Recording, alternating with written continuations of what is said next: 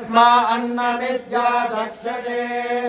एतद्वै मुखतोऽन्नगुराद्धम् मुखतोऽस्मान्नगुराध्यते एतद्वै मध्यतोऽन्नगुराद्धम् मध्यतोऽस्मान्नगुराध्यते एतद्वा अन्ततोऽन्नगुराद्धम् अन्ततोऽस्मान्नगुराध्यते तदेवं वेद क्षेम इति वाचि योगक्षेम इति प्राणापानयोः कर्मेति हस्तयोः गतिरिति पादयोः विमुक्तिरिति पायो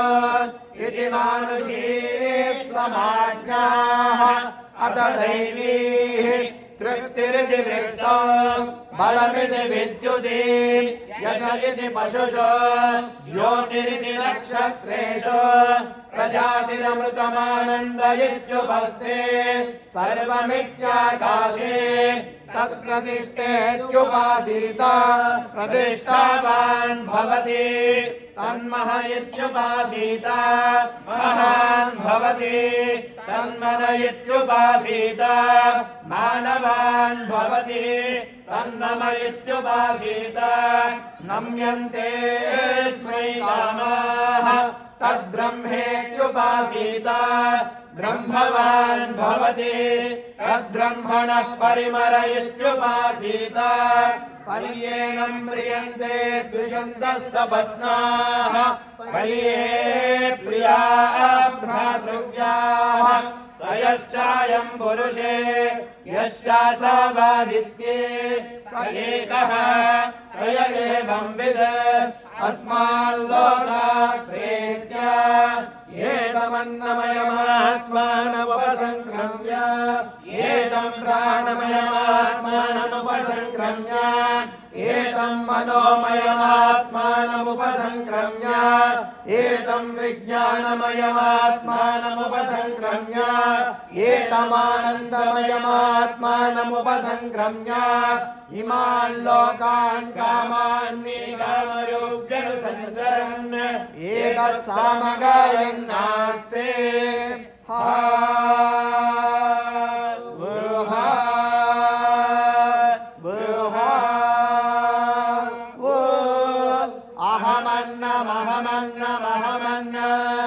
अहमन्नादो ओहमन्नादः अहग्रस्लोटकृत अहमस्मि प्रथमजागृतास्य पूर्वं देवेभ्यो अमृतस्य नाभायि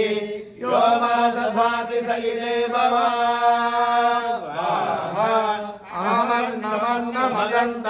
अहमन्नमन्नमदन्तमात्मि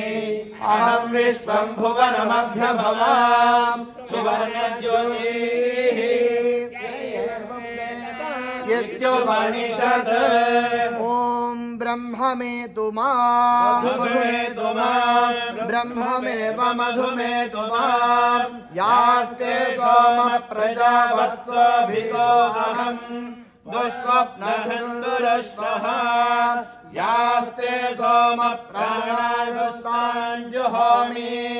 ऋतुपर्णमयाचितं ब्राह्मणाय दद्यात् ब्रह्महत्यां वा एते घ्नन्ति ये ब्राह्मणास्ति सुपर्णं पठन्ति ते सोमं प्राप्नुवन्ति आसहस्रात् पङ्क्तिं पुनन्ति ॐ ब्रह्ममेधया मधुमेधया ब्रह्ममेव मधुमेधया अज्ञानो देवसवितः प्रजावत्साभिः सौभगः परा दुष्स्वप्नियगोऽसुवा विश्वानि देवसवितर्दुरितानि परासुवा यद्भद्रं तन्मासुव मधुवातारुदायते मधुक्षरन्ति सिन्धवः माभीर्नः सन्तोषधीः मधुनक्तमुदोषसि मधुमत्पार्थिवगुंरजः मधुर्जौरस्तु नः पिधा मधुमान्नो वनस्पतिर्मधुमागुमस्तु सूर्यः मा दीर्घावो भवन्तु नः यैमन्त्रिषु पर्णमयाचितं ब्राह्मणाय दद्यात् ब्रह्महत्यां वा एते घ्नन्ति ये ब्राह्मणास्ति सुपर्णं पठन्ति ते सोमं प्राप्नुवन्ति आसहस्रात् पङ्क्तिं पुनन्ति ॐ ब्रह्ममेधवा मधुमेधवा ब्रह्ममेव मधुमेधवा ब्रह्मदेवानां पदवी कवीनां ऋषिर्विप्राणां महिषो मृगाणां श्येनागृद्राणागस्वतिर्वनानागुं सोमः पवित्रमद्येतिरेभन् हगुंसस्वजिषद्वसुरन्तरिक्षसद्भोता वेदिशदतिर्गुरो न सत् दृषद्वरसदृतसव्योमसदब्जा गोचारुदजा अत्रिजारुतं बृहत् गृहस्रवन्ति सरितो न हीनाः अन्तर्हृदा मनसा पूयमानाः घृतस्य धारा अभिजागशीमि हिरण्ययो वेतसोमध्य आसाम् तस्मिन् सुपर्णो मधुकृत्कुलाये भजन्नास्ते मधुदेवाभ्यः तस्या सते हरयः सप्तदीरे स्वदान्दुहानम् अमृतस्य धारा य इदं सुपर्णमयाचितं ब्राह्मणाय दद्यात्